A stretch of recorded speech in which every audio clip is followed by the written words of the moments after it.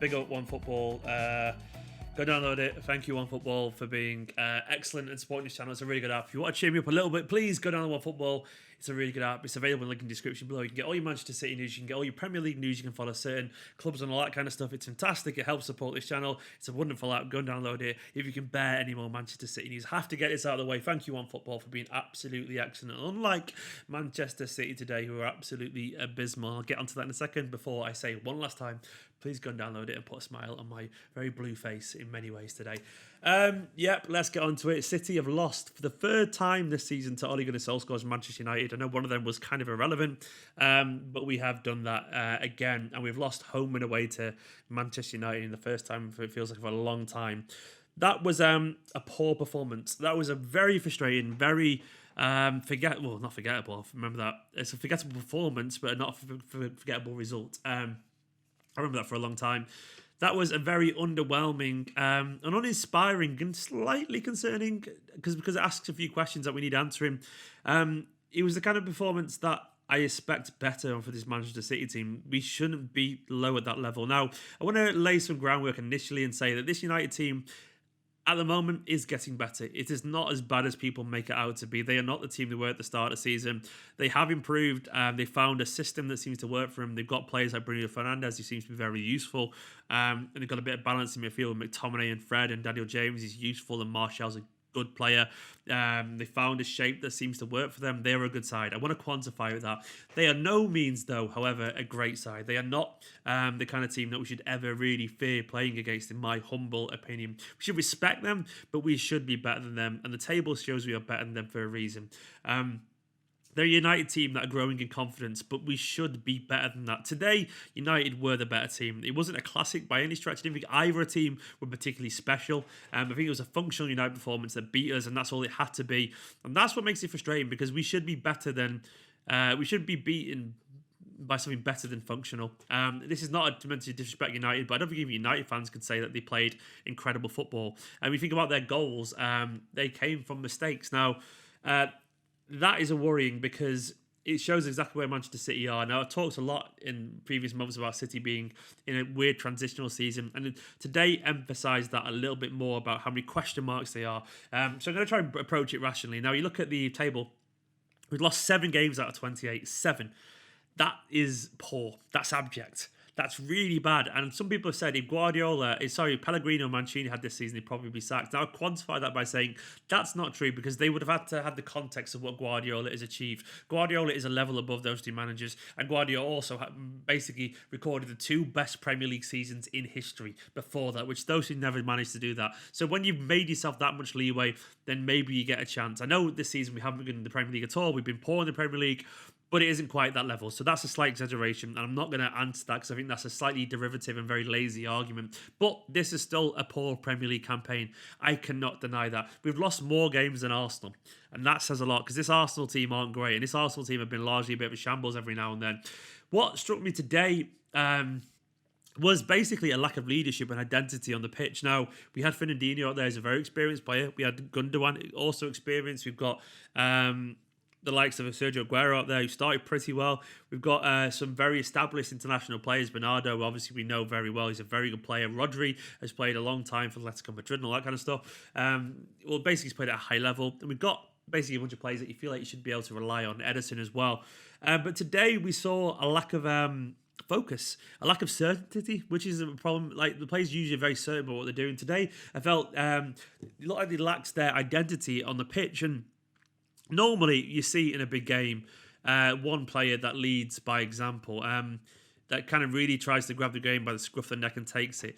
It's normally Vincent Kompany for us, but he's obviously long gone now. And maybe usually it's Kevin De Bruyne. But at the moment we're lacking that. We are worryingly lacking it. I mean, you look at derbies gone by over the years, Vincent Kompany was always good for a big moment, for that fight, for that battle, for that badge grab. Or Aguero was good for a goal, though we'll get onto that in a bit, his weird non-goal today. Or David Silva would be there. And now we seem to be lacking something. It could be just because there's no Laporte. It could be because there's no De Bruyne.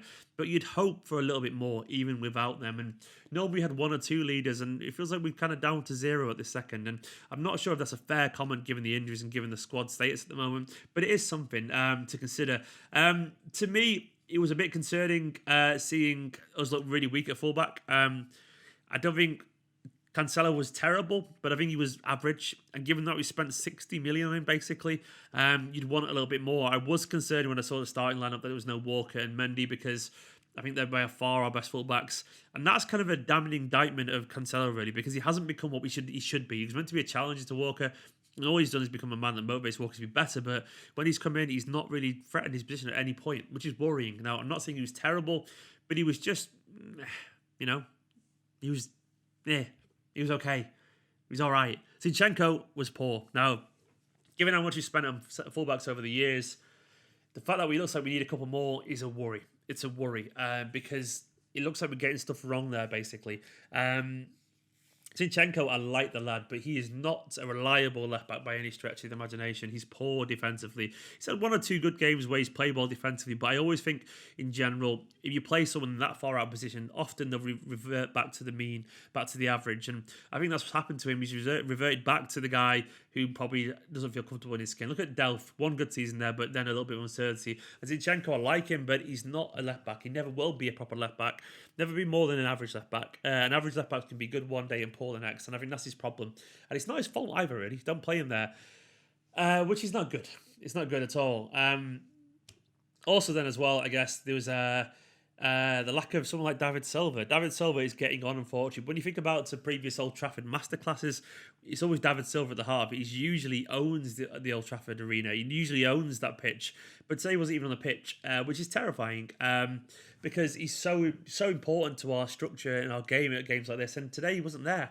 I know the game meant out technically, but you still want a little bit more from the players.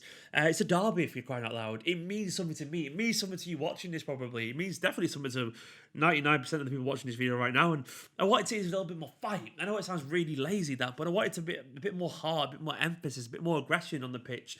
And when we're kind of 1-0 behind, you usually expect a side as good as Manchester City to have a little bit of fight, maybe a chance or two towards the end. But it largely just never happened. This great fight back never happened. Now, onto the moments in the game themselves. Their goal, the first goal, was frustrating for two reasons. It was never a free kick in a million years. And even then after that, we switched off and Ederson made a mistake. Ederson should be doing better for that first goal. He should be.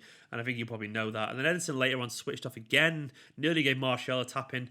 And then we made a mistake at the end, which was shocking as well. Now, I'll slightly understand Ederson's second mistake in the context of the moment. He's obviously feeling like he kind of cost us the game. He's obviously worrying about City getting forward, so he's rushed it a little bit and made a mistake. And sometimes when you're trying to rectify errors, you can make a mistake. So I understand that happens, but it was still poor, Unfortunately, in the context of the whole game, Ederson dropped a stinker. Probably his worst game at Manchester City so far. And he was a disaster waiting to happen today, Ederson, which is unlike Ederson. He's usually so good with distribution, but it happened. And then that's frustrating. Then we also had that weird Aguero non-goal. I'm sorry, but to me, he was onside, and it looked like they were giving it offside because they thought, oh shit, De Gea stopped playing, and the linesman put his flag up, and it was confusing.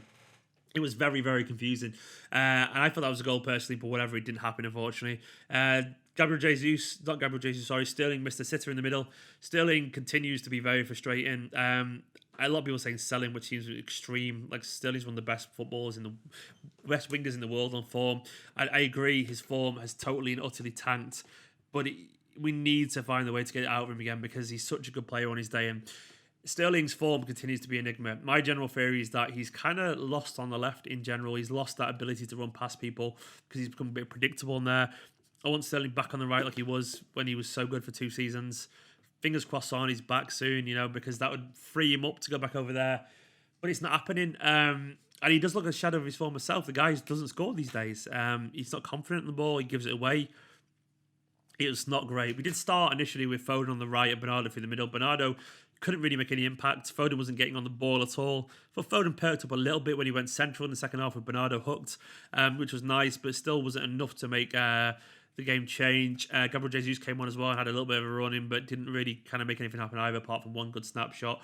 Morris maybe should have been on earlier when he came on because he caused Brandon Williams lots of problems. Obviously, Brandon Williams is young and a bit naive, so maybe that should have been a change we made a bit quicker, but it didn't happen for whatever reason. Maybe we should have been on from the start. Rodri and Goodwin didn't really kind of grab the midfield in the way they probably should have. We had a lot of the ball, but didn't do much with it. We feel like we're lacking like the passing shapes that we used to have. The other kind of W passing shapes.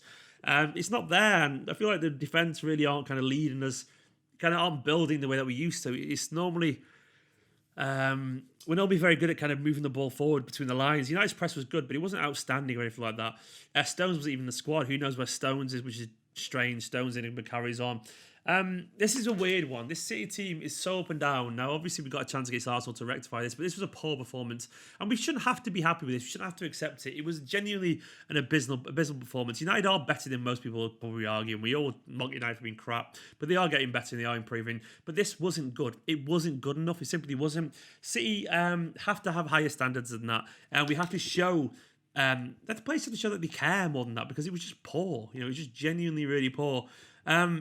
Not good. Generally not good. And there has to be questions answered about that. I mean, that back four today was just, it didn't feel good. It felt like we're just miles off the pace at the moment.